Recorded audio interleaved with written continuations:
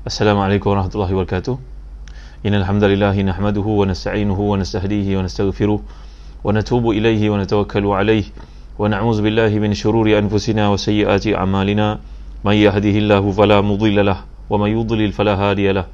Allahumma salli wa sallim wa barik ala Muhammad wa ala ali Muhammad kama sallaita wa sallamta wa barakta ala Ibrahim wa ala ali Ibrahim fil alamin innaka Hamidum Majid. Amma ba'd.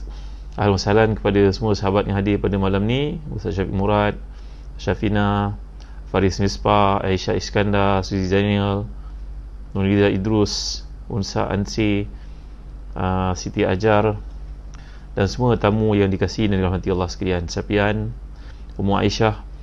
Jadi renungan kita pada malam ni daripada surah An-Naml. Untuk rujukan tuan-tuan, masih lagi kita berada pada jilid ke-7 dan pada malam ni pada muka surat ke-9. Semalam kita dapat baca sampai ayat ke-16. Walau bagaimanapun saya akan ulang ayat 16, 17, 18 dan 19 pada malam ni insya-Allah. Sama-sama kita baca ayat-ayat yang mulia ini. Bermula pada ayat 16 A'udzubillahi minasyaitonir rajim. Wa waritha Sulaimanu Daud وقال يا أيها الناس علمنا منطق الطير وأوتينا من كل شيء إن هذا لهو الفضل المبين وحشر لسليمان جنوده من الجن والإنس والطير فهم يوزعون حتى إذا أتوا على واد النمل قالت نملة يا أيها النمل ادخلوا مساكنكم لا يهطمنكم سليمان وجنوده وهم لا يشعرون فتبسم ضاحكا من قولها وقال رب أوزعني أن أشكر نعمتك التي أنعمت علي وعلى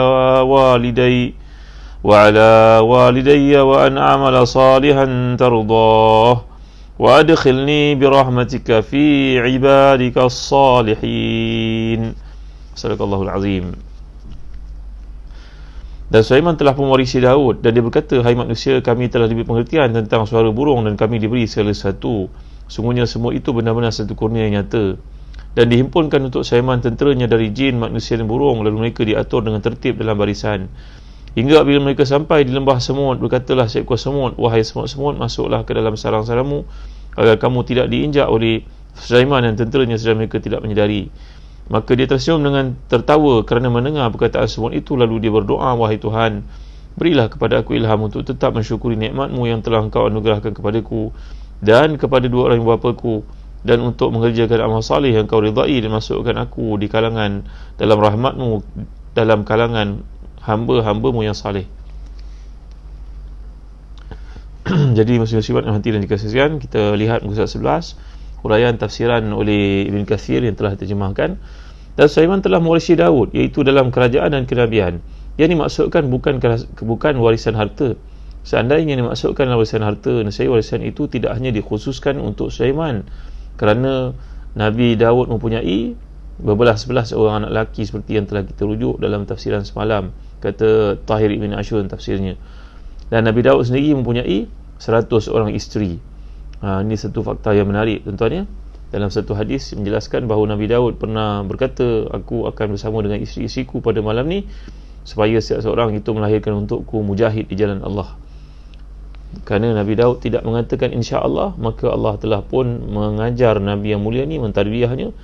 Maka ke semua isteri yang bersama dengannya pada malam itu, sama 99 orang, tidak melahirkan anak, melainkan seorang sahaja yang mengandung, tapi anaknya hanya kejadiannya setengah sahaja. Jadi setengah ni tuan-tuan, ujianlah buat Nabi Daud, kerana baginda terlupa untuk mengucapkan insya-Allah. Dalam hadis yang sahih menceritakan perkara ni tuan-tuan ya. Jadi kadang-kadang dalam hidup ni kita mendapat ujian. Ujian berkahwin, tak dapat anak. Tiba-tiba bila dapat anak tersebut adalah kekurangan-kekurangan yang berlaku, kan tuan-tuan. Kita bekerja susah payah mendapat anugerah berbagai-bagai, tapi bila sampai pada hari kenaikan pangkat, kita dinafikan orang yang lebih junior daripada kita pula yang naik ke atas melampaui kita. mengatasi kita. Manalah orang tak kecewa tuan-tuan. Kerana dalam hidup ni kadang-kadang bukan sahaja kebijaksanaan untuk menguruskan kerja kita itu, tapi kena pandai mengurus orang juga. Apa nak buat, inilah kehidupan tuan-tuan ni. Tak pandai nak mengurus orang, mungkin istilah yang lebih tepat untuk digunakan, tak pandai nak mengampu sana, anpu sini, maka tak adalah naik. Jadi tuan-tuan hati dan dikasihkan, ni adat lah dalam hidup. Ujian Allah datang berbagai bentuk. Ada orang ujian anak, ada orang ujian pangkat, ada ujian orang ditipu, ada ujian orang berkahwin tak ada anak, dan macam-macam perkara lain. Sebab itu dalam doa yang Nabi SAW ceritakan berlaku kepada Musa AS, ketika Nabi Musa dalam perjalanan dikejar oleh Fir'aun, dan akhirnya Nabi Musa AS berjaya melepasi Laut Merah itu dengan kurniaan daripada Allah Subhanahu Wa Taala, mukjizat baginda membelah laut. Maka Nabi Musa pun berdoa kepada Allah Subhanahu Wa Taala. Dengan baik doa ni, mudah-mudahan Ustaz Syafiq Murad dapat catatkan untuk kita semua. Allahumma lakal hamdu kulluh wa ilaikal mushtaka wa antal musta'an wa la hawla wa la quwwata illa billah. Allahumma lakal hamdu wa ilaikal mushtaka wa antal musta'an wa la hawla wa la quwwata illa billah. Saya baca Allahumma lakal hamdu wa ilaikal mushtaka wa antal musta'an wa la hawla wa la quwwata illa billah. 4 rangkap senang kan? Yang maksud, Allahumma lakal hamdu, ya Allah bagimu segala pujian. Wa ilaikal mushtaka, kepada engkau lah tempat pengaduan. Wa antal musta'an, dan kepada engkau lah tempat minta pertolongan. Wala hawla wala quwwata illa billah, dan tidak ada keupayaan dan kekuatan melainkan dengan anugerahmu wahai Tuhan. Jadi kita ni kalau dalam hidup ni dirundung satu ujian, banyaklah ingat kepada Allah. Kata Sulaiman Al-Amash yang mengatakan hadis ini, aku dengar daripada Abdullah bin Mas'ud radhiyallahu anhu. Maka beliau bila mendengar Rasulullah menceritakan tentang Nabi Musa AS lepas daripada dikejar oleh Fir'aun, bayangkan mereka terkepung di belakang musuh di hadapan laut, tiba-tiba Allah buka laut. Punyalah bersyukurnya Nabi yang mulia ni atas nikmat keselamatan dan membawa Bani Israel keluar untuk memasuki Palestin itu. Maka terkeluar daripada mulutnya, Allahumma lakal hamdu, ya Allah bagimu segala pujian. Wa ilaikal mustaka, kepada engkau lah tempat pengaduan. Wa antal musta'an, engkau lah tempat minta pertolongan. Wala hawla wala quwwata illa billah, dan tiada upaya dan kekuatan melainkan denganmu. Sulaiman Al-Amash ini mengamalkan doa ini dalam hidupnya. Sepanjang hidupnya dia amal. Lepas sembahyang dia amal, bangun tahajud dia amal. Sehingga pada satu malam, Sulaiman Al-Amash yang merupakan tabi'i yang masyhur, yang hebat ni tuan-tuan, guru pada ramai muhaddisin ini, beliau bermimpi. Dalam mimpinya seseorang berkata kepadanya, wahai Sulaiman, tambahlah lagi pada doa yang dianjurkan Nabi Muhammad SAW itu, tambah lagi. Apa penambahannya? Wa nasta'inuka ala fasadin fina wa nas'aluka salaha amrina kullah. Ada disebut oleh Imam Tabarani dalam Mu'jam al-Awsat.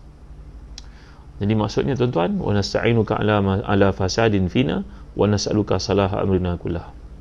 Salaha amrina kullah. Maksudnya, dan kami minta tolong kepadamu ya Allah di atas kekurangan banyak pada kami, dan kami mohon kepadamu kebaikan urusan kami keseluruhannya. Jadi ada 2 rangkap tambahan yang asal dalam hadis, Allahumma lakal hamd wa ilaikal mustaka wa antal musta'an wa la hawla wala quwwata illa billah.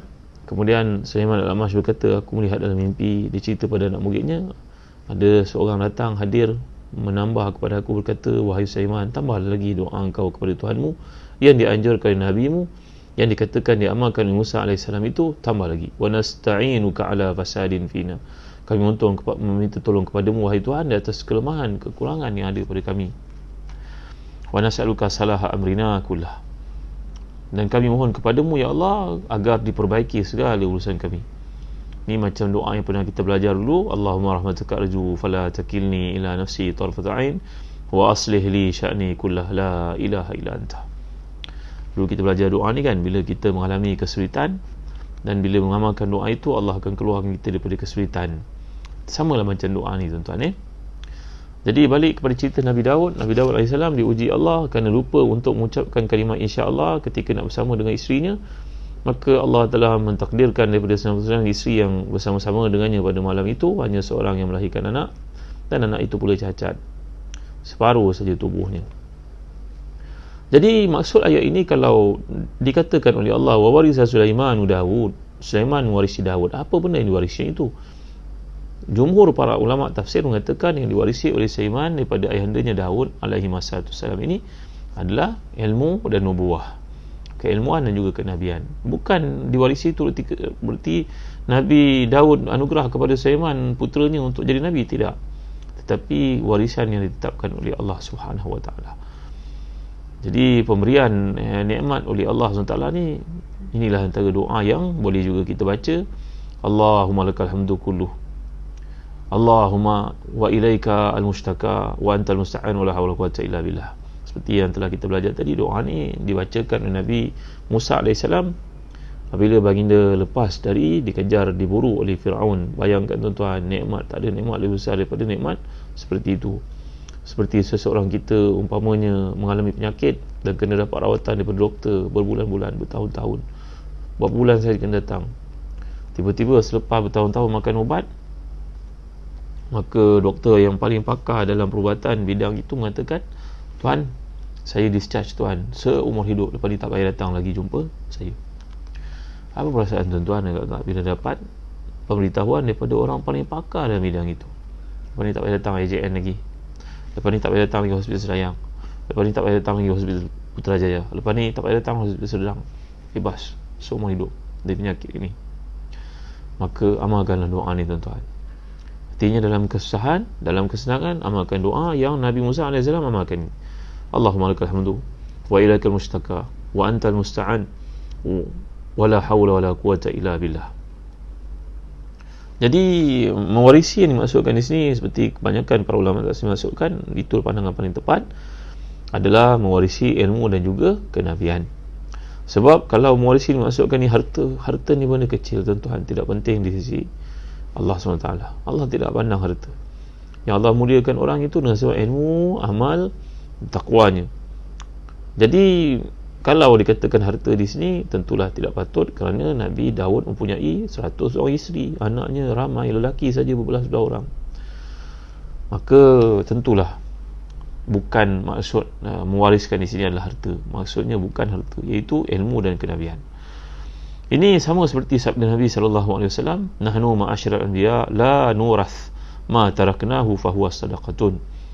Kami keseluruhan para anbiya, kami tidak boleh mewariskan anak-anak kami dengan harta. Anak-anak Nabi tidak menerima harta. Mereka tidak berhak untuk terima harta. Kerana segala yang Nabi tinggalkan dalam hidup baginda SAW adalah beberapa benda saja yang Nabi tinggalkan SAW, memang tak berharga langsung. Semua itu menjadi sedekah buat umat Islam. Jadi lagi sekali hadis ini menerangkan bahawa pewarisan yang dinyatakan oleh Allah bukan pewarisan harta, kerana Nabi-Nabi tidak boleh mewariskan harta buat anak-anak mereka. Kemudian ya ayuhan nas ulimna mantiqat tayr, ini semalam saya dah jelaskan. Hai manusia, kami telah diberi pengertian tentang ucapan burung dan kami diberi segala sesuatu. Nabi Sulaiman mengkhabarkan tentang nikmat-nikmat Allah yang diberikan kepadanya berupa kerajaan yang lengkap dan kedudukan yang terhormat, dapat menguasai manusia, jin dan burung.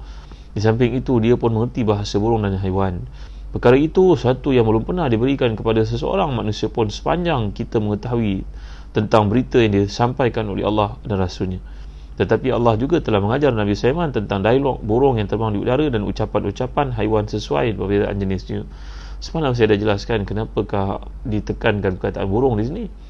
Kerana burung boleh kita lihat di mana-mana, dan burung merupakan satu rahmat Allah kepada kita. Dengan adanya burung di mana saja, ia melengkapkan ekosistem.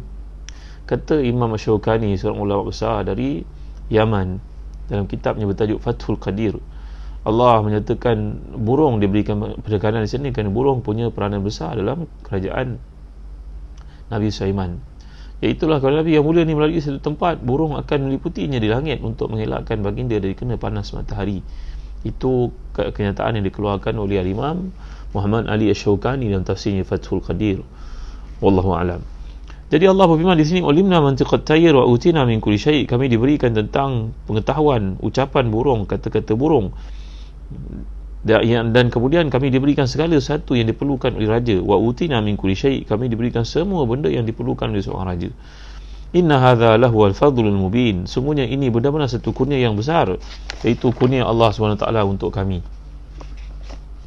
Kalau kita mengerti struktur bahasa Arab dalam konteks penggunaan Quran dalam ayat ini, bila Allah menyatakan sungguhnya ini merupakan satu nikmat yang besar, inna hadza lahu al-fadlul mubin, dalam bahasa Arab dia panggil lam ni lamul muzahlaqah. Inna hadza, inna taukid, lam ini lam muzahlaqah, bagi menunjukkan bahawa sungguh ini benar-benar satu kelebihan yang utama. Apa beza ayat ini kalau berbanding dengan ayat tanpa lamul muzahlaqah? Kalau kita mengatakan inna hadza fadlun mubin, kenapa ada inna hadza lahwal fadlul mubin?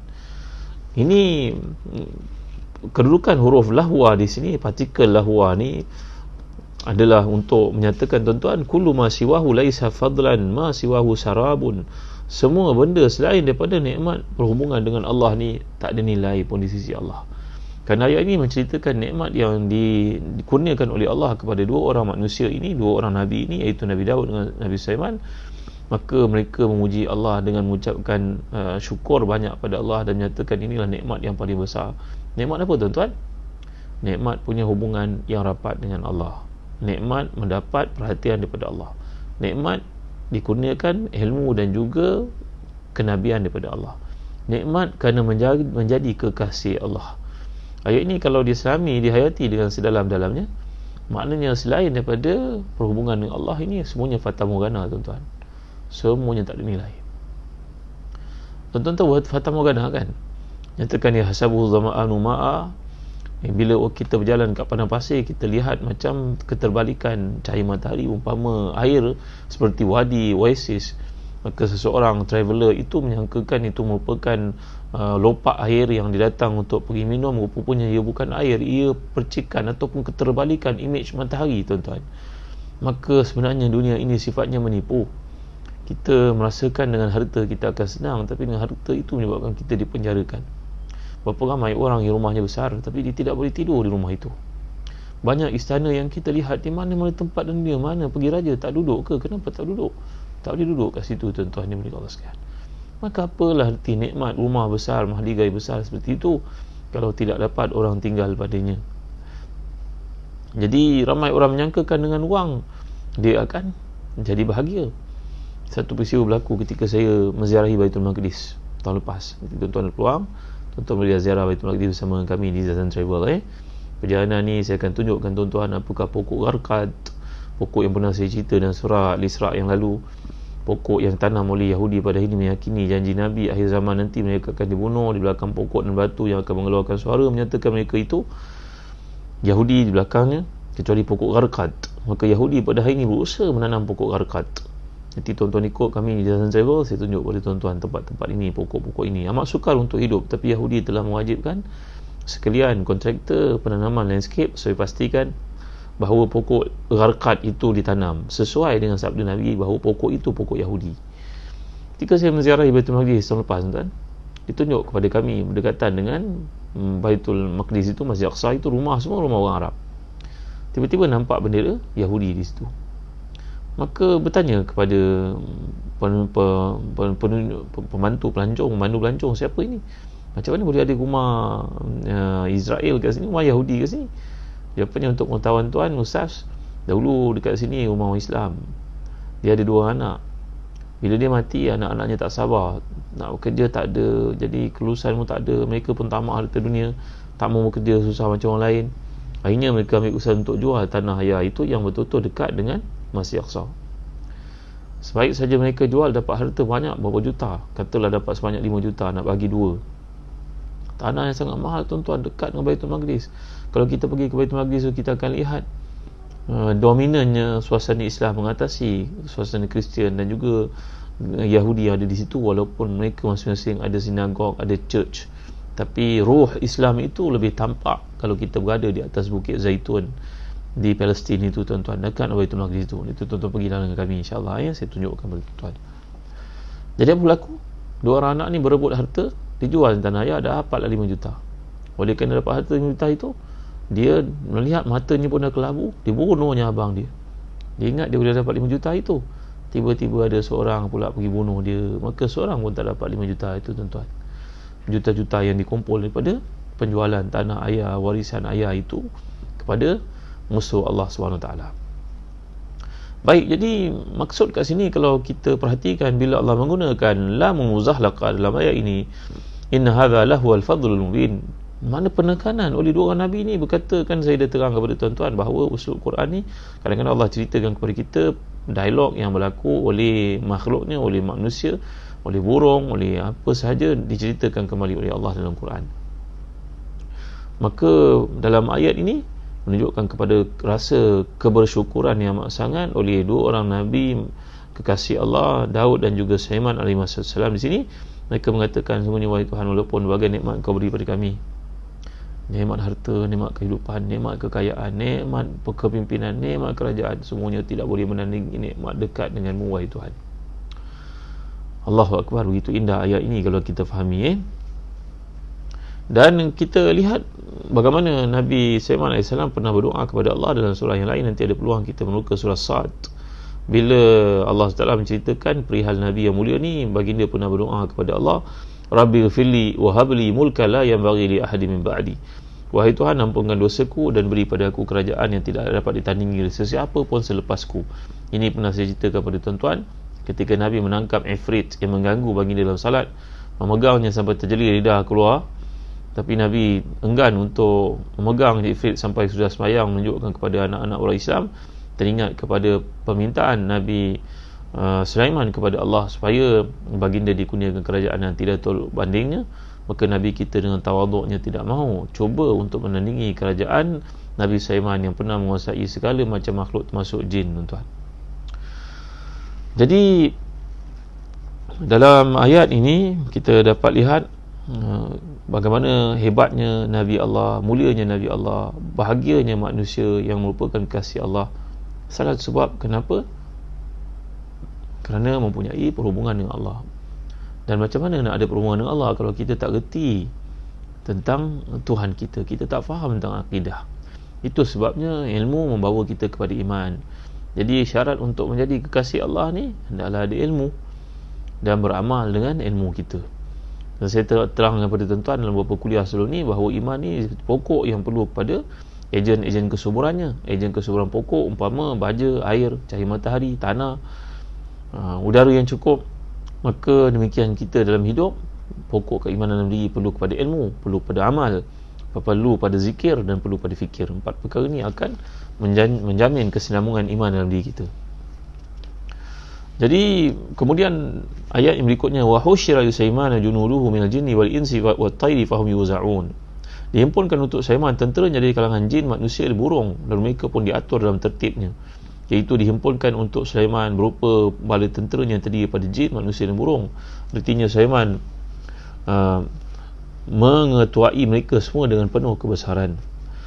Dan terdapat pula di antara mereka yang menjadi pendampingnya, sedangkan jin dan orang-orang yang sesudah mereka itulah dalam satu barisan.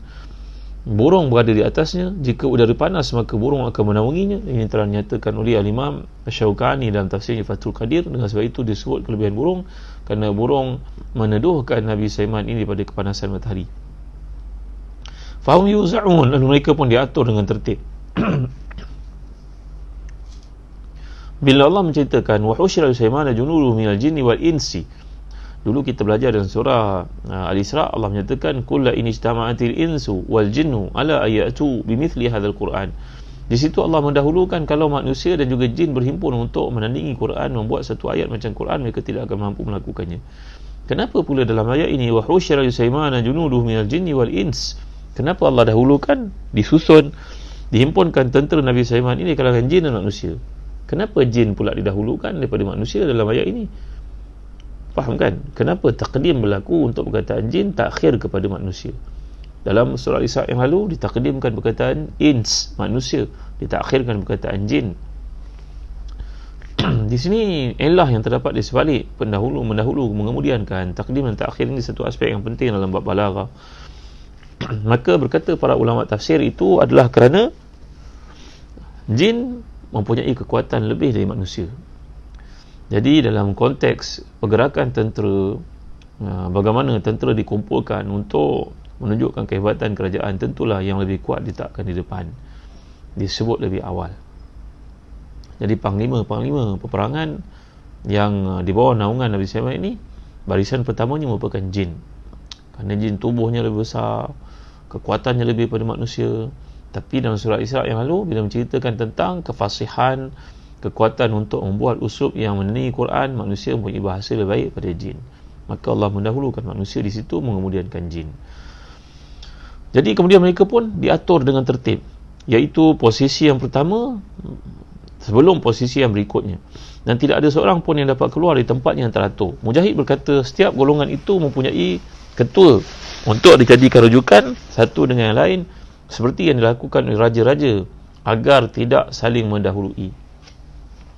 Kalau kita bayangkan macam mana posisi ketenteraan yang ada pada hari ini, Panglima Angkatan Tentera Laut, Panglima Angkatan Tentera, Panglima Angkatan Tentera Udara, jadi semua ada komandan masing-masing, semua ada ketua masing-masing. Nak ceritakan kehebatan kerajaan Nabi Sulaiman AS, ya. Hatta idza atau ala wadi namli, apabila mereka sampai di lembah semut. Dalam kitab-kitab tafsir, contohnya tafsir Abi Su'ud mengatakan bahawa wadi oasis tempat semut ini, sebahagian mengatakan dia duduk di Jordan, ada yang mengatakan dia duduk di Taif.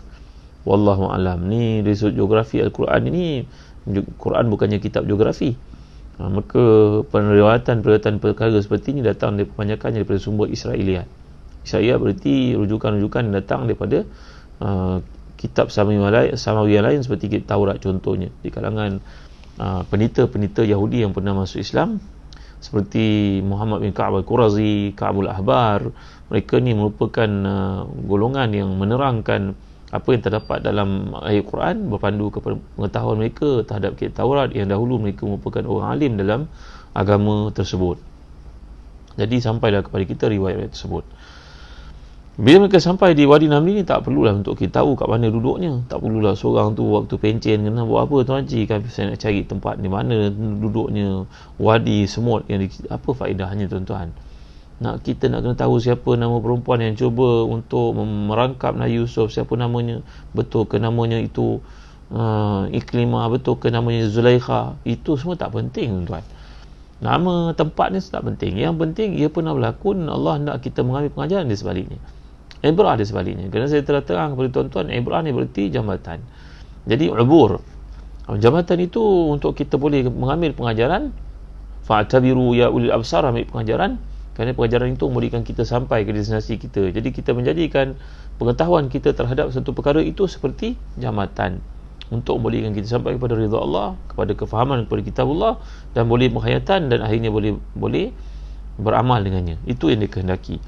Maka detailnya tak perlulah untuk kita tahu siapakah nama Ashabul Kahfi, di manakah tempatnya. Bolehlah dikatakan oleh ahli sejarawan duduknya di Jordan, ada mengatakan di Turki, ada mengatakan di Syria.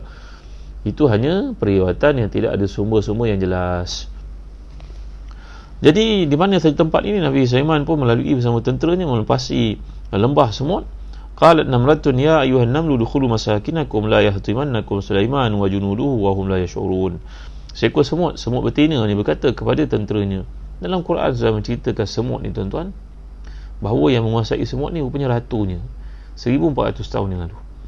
Macam mana mungkin seorang Nabi yang tidak membaca dan tidak punya guru tiba-tiba membacakan untuk orang Arab pada waktu itu yang menguasai semut adalah semut betina, ratunya. Seperti juga kalkatu ataupun anai-anai yang menguasainya adalah ratunya. Di mana ratunya di situ duduk. Begitu juga lebah.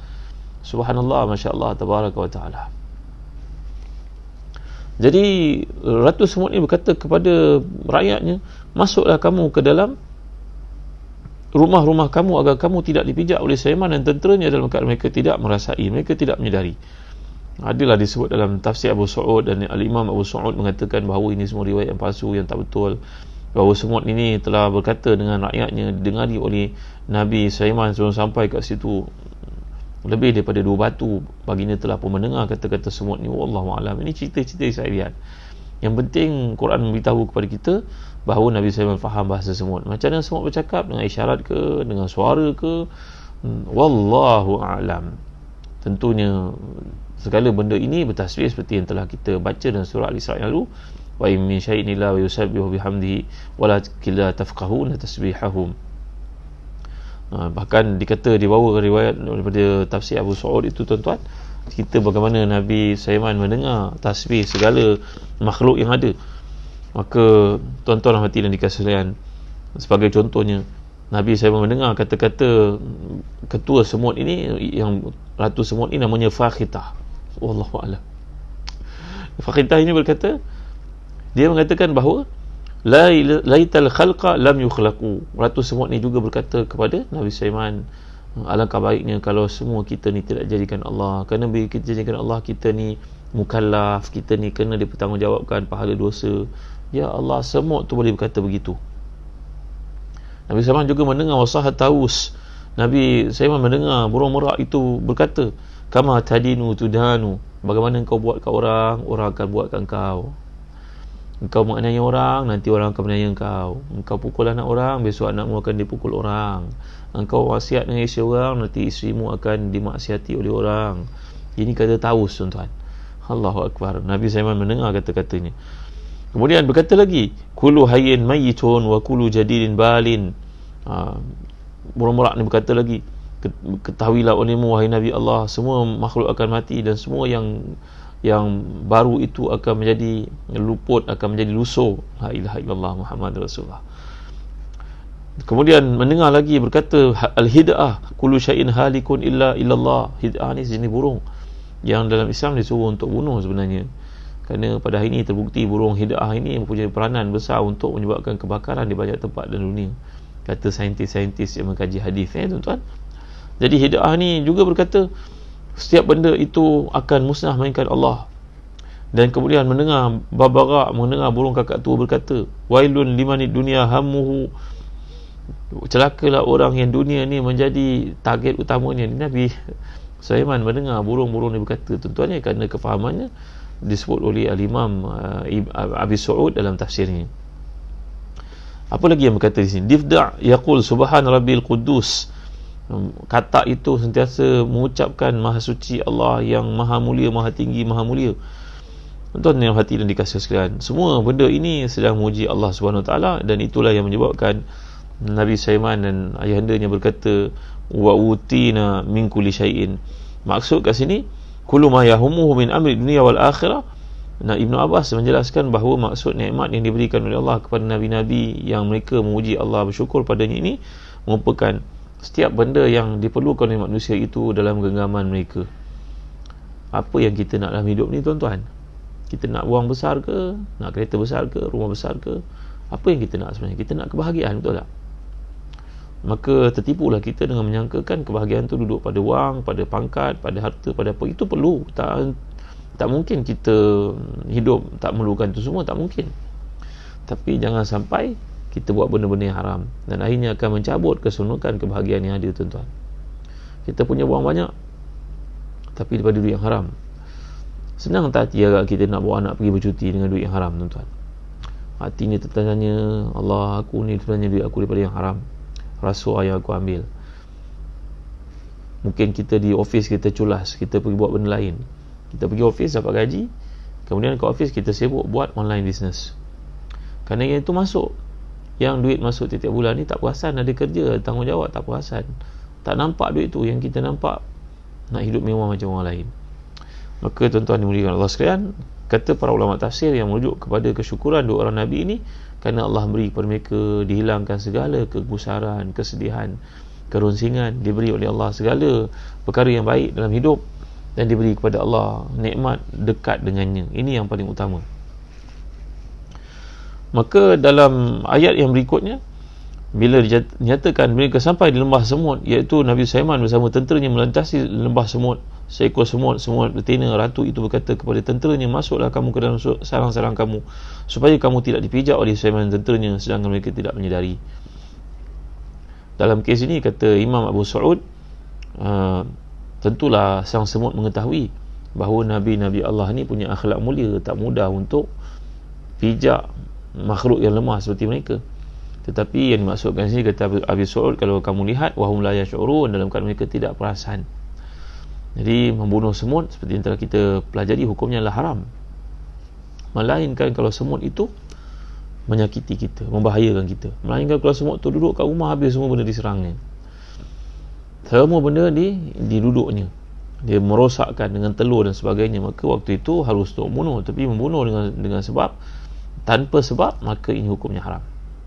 Tuan-tuan dimuliakan sekalian, satu hari seorang Nabi Allah lalu di satu bukit semut, lembah semut. Ini cerita yang lain dalam hadis riwayat Ahmad. Maka seekor semut telah menggigit Nabi Allah ini. Oleh kerana terlalu marah kepada semut yang menggigit, Nabi Allah ini telah membakar semut tersebut. Maka datanglah perintah daripada Allah kepada Jibril untuk menyampaikan kepada Nabi Allah ini, salam ke atasmu wahai Rasulullah, wahai Nabi Allah. Apakah engkau membakar satu umat yang kerjanya memuji Allah disebabkan kesalahan seekor daripada mereka? Apakah engkau membakar, membinasakan satu umat yang memuji Allah sedangkan kesalahan itu hanya berpunca daripada seekor yang tidak bertanggungjawab? Maka Allah mempersoalkan tindakan Nabi itu kerana membakar semut tanpa sebab. Ya, tuan-tuan hati dan dikasih sekalian, orang-orang yang merawat pest control berkata, kalau kita bunuh semut, nanti lain yang jadi tau. Kita bunuh semut, nanti anak-anak yang datang. Kerana mereka merupakan dua koloni yang tidak boleh bertemu. Tak ada semut, anak-anak akan datang. Maka kita ni kalau marah sangat pada semut, sapulah, vacuum ke, katalah kat dia, tak maaflah semut, aku ni sebenarnya bukan marah kat kau, tapi aku tak suka tengok kau duduk sini, kau pergilah duduk tempat lain. Jangan diracun semut tu, tuan-tuan ya. Baik, ayat berikutnya mengatakan bahawa fatabassama dhahikan min qawliha wa qala bi awzi'ni an ashkura ni'mataka allati an'amta 'alayya wa 'ala walidayya wa an a'mala salihan tardah. Maka tersenyumlah Nabi Sulaiman mendengar kata-kata Ratu Semut itu, dan dia pun berdoa, wahai Tuhan, ilhamkan kepadaku untuk tetap mensyukuri nikmat-Mu yang telah Engkau anugerahkan kepadaku dan buat kedua ibu bapaku, supaya sentiasa aku mengerjakan amal saleh yang Kau ridai. Iaitu berilah ilham kepadaku untuk mensyukuri nikmat yang Kau limpahkan kepadaku, mengajar aku perbicaraan, memahami bahasa burung dan haiwan-haiwan, serta nikmat yang Kau limpahkan kepada orang tuaku yang berislam dan beriman kepadamu, wa an amala salihan tardah, dan supaya dapat mengerjakan amal saleh yang Kau ridai, wa adkhilni bi rahmatika fi ibadikas salihin. Maksudnya amal yang Kau cintai, ridai, serta masukkan aku dalam rahmat-Mu ke dalam golongan hamba-hamba-Mu yang salih, yang tinggi kedudukannya bersama wali-wali-Mu. Jadi dalam ayat ini Nabi Allah Sulaiman berdoa kepada Allah. Ini doa yang sangat baik untuk kita amalkan, tuan-tuan. Dalam doa ini kalau kita perhatikan, dia mengandungi kebaikan-kebaikan yang banyak. Cuba kita lihat ya ayat ini satu-satu. Rabbi auzi'ni an ashkura ni'mataka allati an'amta 'alayya wa 'ala walidayya wa an a'mala salihan tardah. Wahai Tuhan, bantulah aku untuk sentiasa melakukan ketaatan kepadamu. Kata para ulama tafsir sebagai contohnya, kata Al-Imam Az-Zamakhsyari dalam tafsirnya dalam ayat ini untuk kita faham, Rabbi auzi'ni, ya Allah ya Tuhan, bantulah aku untuk sentiasa mensyukuri nikmat-nikmat-Mu. Kata Al-Imam Az-Zamakhsyari, ini ahli tafsir yang terkemuka dalam tafsirnya Kasyaf, tuan-tuan. Dia berkata, bila Allah menyatakan di sini Rabbi auzi'ni, ij'alni wazi' syukra ni'amika indi wa akufu wa artabituhu wa la yanfalij anni hatta la anfak syakiran laka. Maksud kat sini, ya Allah, bantulah aku untuk setiap aktiviti dalam setiap kehidupanku, dalam setiap amalan tidak tandukku, aku menyedari di situ terdapat nikmat yang Kau limpahkan kepadaku, supaya setiap benda itu mengikat aku kepadamu, wahai Tuhan. Allah, hebatnya doa ini, kata Imam Zamakhsyari. Ya, supaya setiap benda yang kita lihat Allah ada padanya, tuan-tuan. Ini makam yang sangat tinggi lah. Bahkan di kalangan mereka ini, saya pernah cerita pada tuan-tuan, ketika diuji dengan sakit pun dia nampak nikmat Allah pada penyakit tersebut.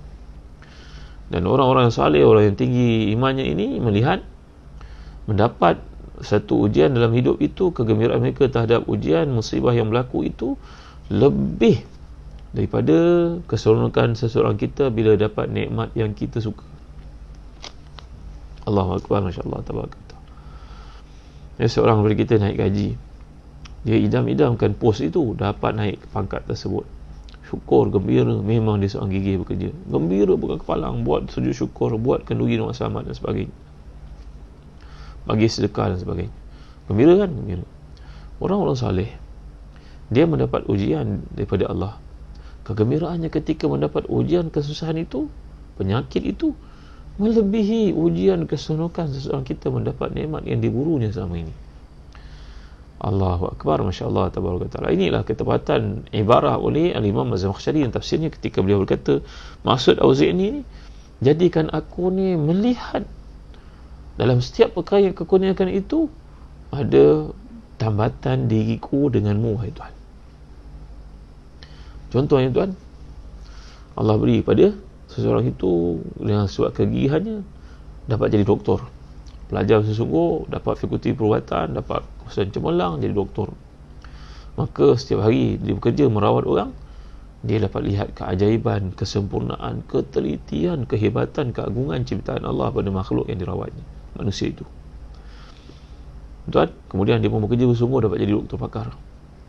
Gajinya Allah saja yang tahu tak apa banyak. Kesenukan, kesenangan, hidupnya prestige, tapi memudahkan dia untuk menambah ketaatannya dan membantu orang susah. Allahu Akbar, Masya Allah, Tabaraka wa Ta'ala. Ini adalah orang yang maksud Imam Zamakhsyari, dia berjaya tauzi' an-ni'am. Dia dapat merasakan dalam hidupnya itu setiap benda menjurus membantu dia untuk mentaati Allah. Berkahwin pula orang ini dengan gadis pilihan daripada keluarga yang baik, bapa mentua, mak mentuanya pula orang soleh yang selalu bercerita agama kepadanya. Contohnya tuan-tuan, ini terlintas dalam fikiran saya lah untuk tuan-tuan faham. Apa sahaja kerja orang saleh ini dalam hidupnya menjurus membantu dia untuk ingat Allah. Kerja dia, isteri dia, keluarga dia, anak-anak dia. Bayangkan seorang berkata kepada saya tuan-tuan, ketika dia mengajar anaknya mentafsirkan surat Duha. Tadi saya masuk ke Astro Workshop, saya tentang kepentingan mengajar anak-anak tafsir.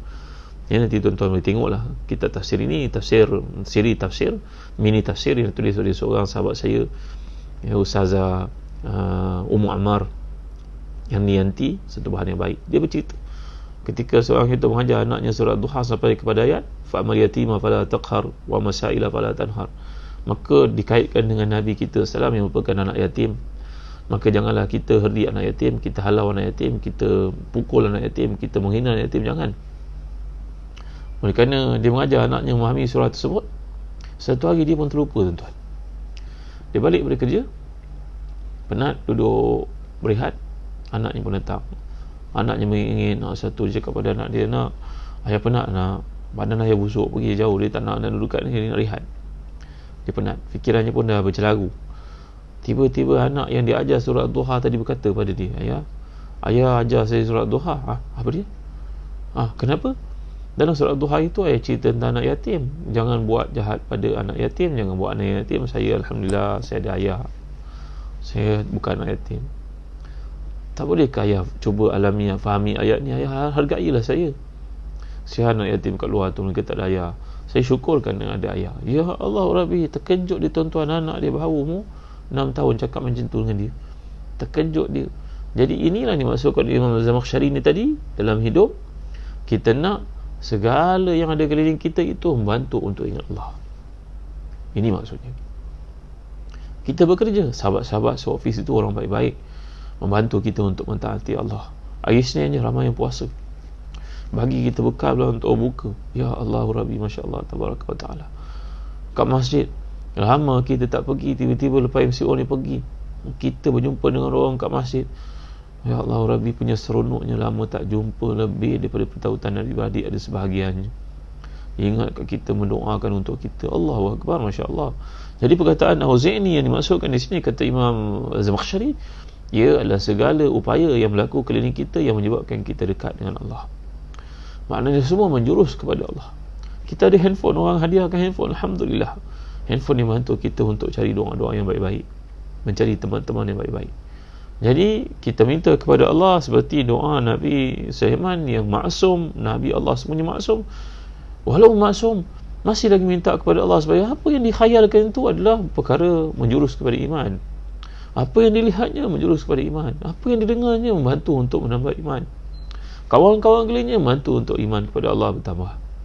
Inilah maksud firman Allah, kata Imam Az-Zamakhsyari, la ilaha illallah Muhammadur Rasulullah, masya-Allah tabaraka wa taala. Jadi tuan-tuan dan hati dan dikasih sekalian, masih banyak lagi perkara yang saya nak cerita pada tuan-tuan, tapi waktu tak mengizinkan. InsyaAllah mudah-mudahan kita dapat sambung lagi pada malam esok, bicara ayat ini dan rasa syukur kepada Allah. Bilakah kita nak zahirkan bagaimana maksud wa ma bi ni'mati rabbika fahadith, dengan nikmat Tuhan kamu hendaklah kamu ceritakan.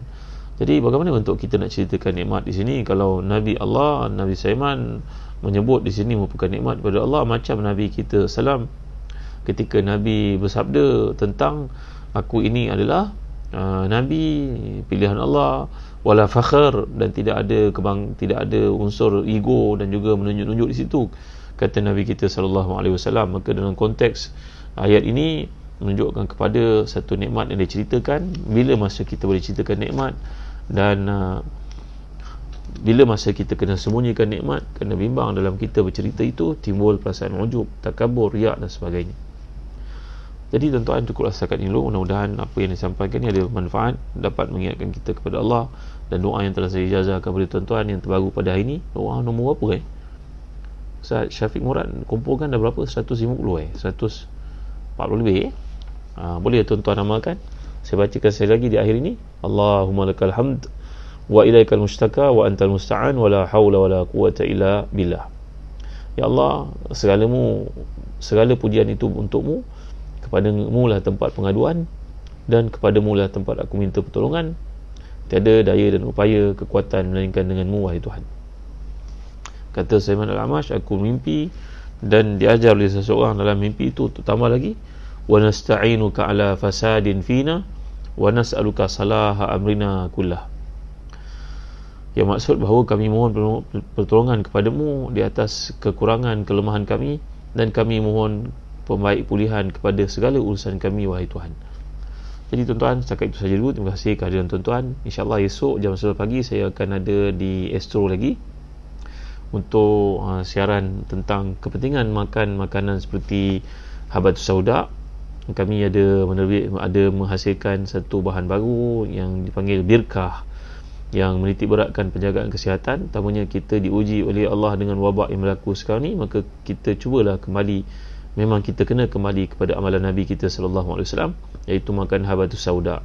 Esok jangan lupa saya ada di Astro pada jam 11 pagi mengemukakan satu pemakanan yang Nabi anjurkan untuk kita, iaitu habatul barakah, bijirin kebaikan, keberkatan, namanya habatus sauda. InsyaAllah esok tolong panjang-panjang kepada teman-teman kita tentang makanan sunnah, makanan Nabi amalkan, merawat segala penyakit melainkan kematian, kata Nabi SAW, iaitulah habatus sauda, al-habatus sauda, bijirin hitam. Tolong panjang-panjangkan, tolong share, tolong kongsikan. Sebentar lagi saya akan uploadkan posternya, insyaAllah.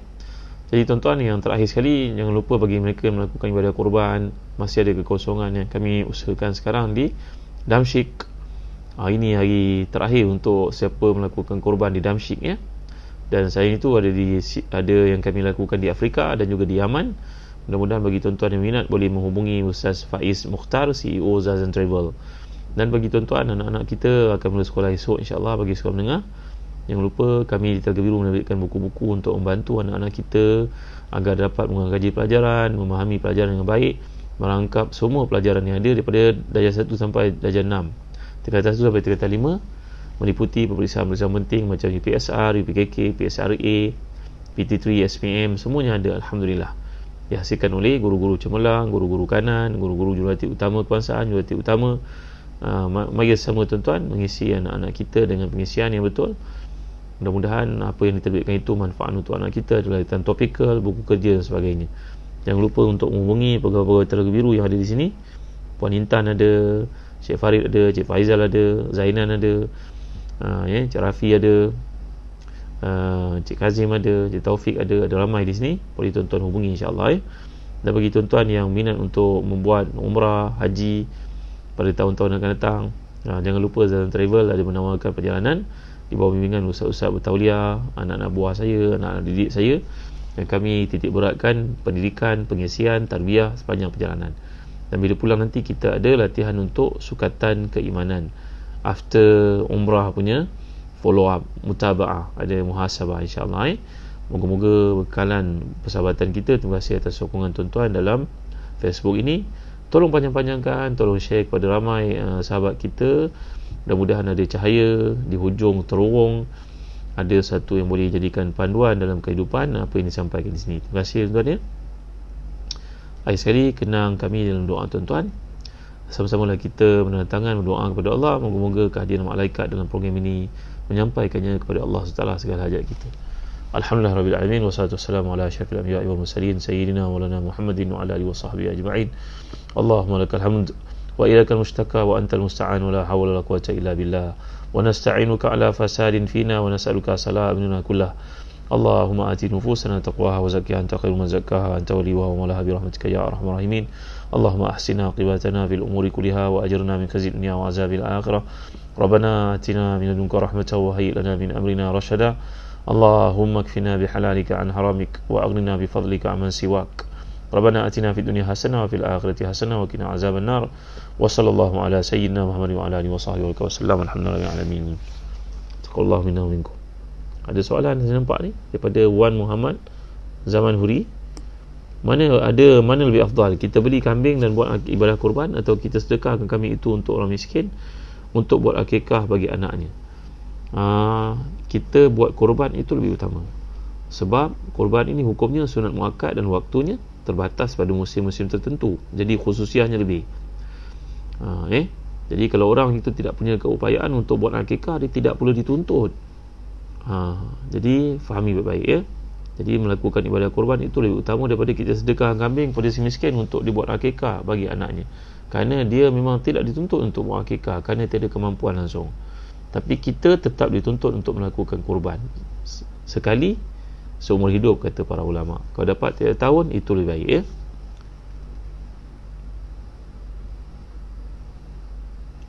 Baik, Muaz, kakak tersayang, pernah berkata dengan sebut-sebut banyak dapur minta suruh pindah ke tempat lain. Memang mereka tiada lagi selepas itu. Mereka sangat mulia, Masya Allah.